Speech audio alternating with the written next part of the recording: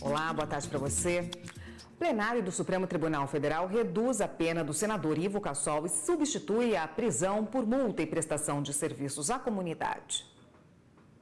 O senador Ivo Cassol havia sido condenado pelo plenário do Supremo em 2013 a 4 anos e 8 meses de prisão pelo crime de fraude a licitações quando ele era prefeito de Rolim de Moura, em Rondônia.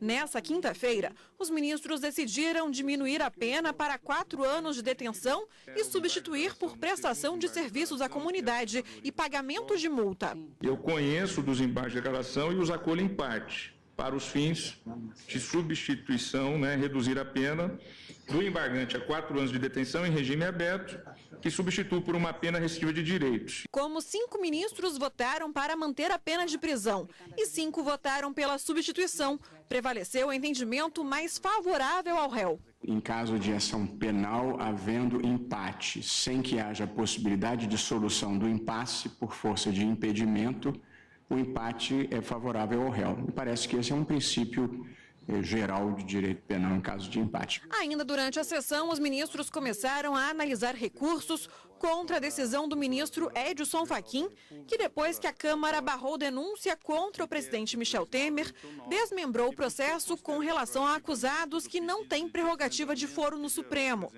Entre eles, o ex-presidente da Câmara, Eduardo Cunha, o ex-ministro Gedel Vieira Lima, o ex-assessor de Temer, Rodrigo Rocha Loures, e os executivos da JBS, Joesley Batista e Ricardo Saldi.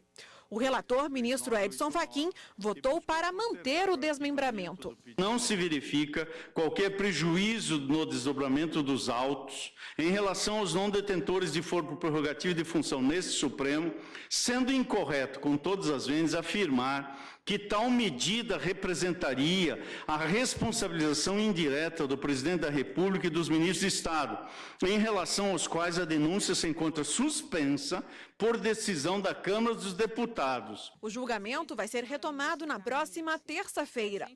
Além disso, por causa da importância do tema, o plenário decidiu adiar o julgamento em que se discute se os delegados de polícia podem celebrar acordos de colaboração premiada, até que o quórum esteja completo. Estavam ausentes, justificadamente, os ministros Ricardo Lewandowski e Gilmar Mendes. E a consultora jurídica da TV Justiça, Karina Zucolotto, está aqui para comentar a sessão de ontem. Karina, no julgamento do Ivo Cassol houve um empate, E os ministros usaram a jurisprudência para resolver a questão? Exatamente, Érica. No julgamento da ação penal 470, os ministros acabaram aplicando por analogia o que está previsto no regimento interno para casos de empate envolvendo habeas corpus e matéria penal. Então, para os ministros, no julgamento que foi finalizado ontem, dos 3 embargos de declaração, apresentado pelo senador Ivo Cassol, condenado nessa ação penal, e outras 2 pessoas, 2 outros réus também condenados, que à época dos fatos eram presidente e vice-presidente da comissão de licitação. E eles foram condenados por fraude à licitação, quando então o senador era prefeito de um município em Rondônia. Os ministros entenderam que, diante do empate nesses embargos de declaração envolvendo matéria penal, porque o ministro Luiz Fux se declarou impedido, porque já havia participado de um julgamento de um recurso quando era ministro do Superior Tribunal de Justiça, os 5-5 que acabou dividindo o plenário, teve o mesmo desfecho daqueles recursos que foram apresentados na ação penal 470. Ou seja, deve prevalecer, diz o regimento interno da Casa, e que foi aplicado nesse caso concreto. Quando houver empate em matéria penal, aqui no caso não era habeas corpus, mas foi aplicado por analogia, deve prevalecer aquela decisão que for mais favorável aos réus. E aqui, no caso, prevaleceu o voto do ministro revisor Dias Toffoli, que julgava parcialmente procedente esses embargos de declaração, que foram apresentados com o chamado efeito infringente, ou seja, buscava, através desses embargos de declaração, uma modificação da decisão do Supremo, que condenou o senador e os outros 2 réus em 2013 na ação penal.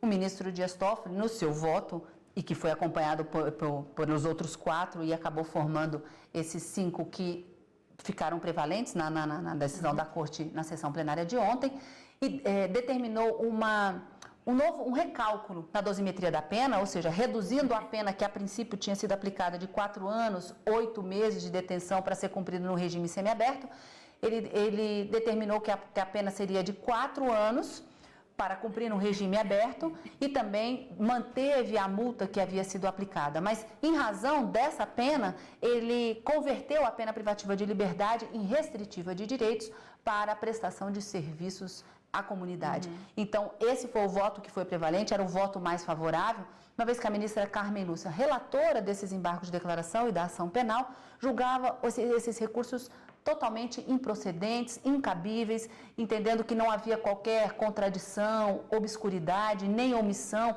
e eles tinham um caráter muito mais protelatórios de rediscutir toda a matéria que já havia sido decidida em 2013 e que, portanto, ela julgava improcedentes. Mas ficou vencida a ministra relatora, com os outros 4 ministros que votavam junto com ela, justamente por conta desse impedimento do ministro Luiz Fux. Esse foi o resultado, na verdade, tanto da sessão plenária da quarta e da quinta-feira, de todos os julgamentos que aconteceram, esse foi o único que teve uma conclusão definitivamente com o resultado no plenário do Supremo Tribunal Federal na sessão de ontem, quinta. Karina, um outro julgamento se iniciou aí para julgar recursos da Lava Jato, né? Deve ser retomado na semana que vem? Os ministros, eles iniciaram o julgamento, foram várias sustentações orais que foram proferidas, de agravos regimentais e inquéritos envolvendo várias pessoas investigadas, junto com o presidente da República, Michel Temer, numa possível acusação de participação ou integração de organização criminosa. Mas, nesse caso, o que aconteceu? O ministro, para que o Supremo Tribunal Federal possa investigar o presidente da República, é preciso, de acordo com a Constituição Federal, que a Câmara dos Deputados, órgão do Poder Legislativo Federal, autorize o Supremo a proferir a dar continuidade a essas investigações e possível recebimento de uma ação penal. Em outubro deste ano, a Câmara dos Deputados não autorizou o Supremo a prosseguir com as investigações com relação ao presidente da República, mas em relação aos demais investigados que, junto com o ministro, com o presidente da República, estavam sendo investigados também pelo Ministério Público Federal. Tudo veio para o Supremo.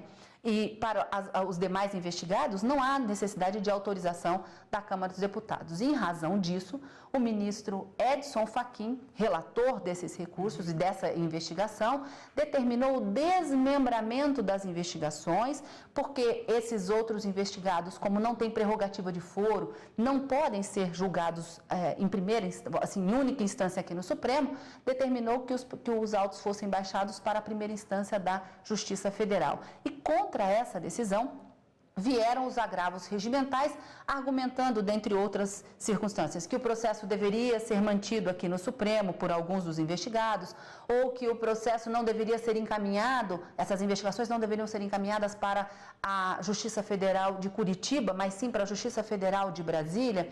E em outros casos buscava-se o arquivamento dessas investigações em razão da ausência de justa causa para a sua continuidade e a suspensão também do trâmite dessas investigações e em razão da imunidade que havia sido dada ao presidente da República, também buscava de uma certa forma a extensão dessa imunidade para que eles não pudessem ser investigados. Então foram vários recursos, vários agravos regimentais e inquéritos envolvendo Joesley Batista, Eduardo Cunha, vários outros investigados, menos o presidente da República, que acabaram se insurgindo contra essa decisão do ministro Edson Fachin. Apenas o ministro Edson Fachin votou na sessão plenária de ontem, julgamento suspenso, promessa para a retomada desse julgamento na próxima e última sessão plenária do ano, dia 19, na terça-feira, a partir das 9 horas, a gente acompanha aqui no Direto do Plenário. Até lá então, Karina, obrigada por hoje, a gente se vê semana que vem, então. Combinado. Até lá.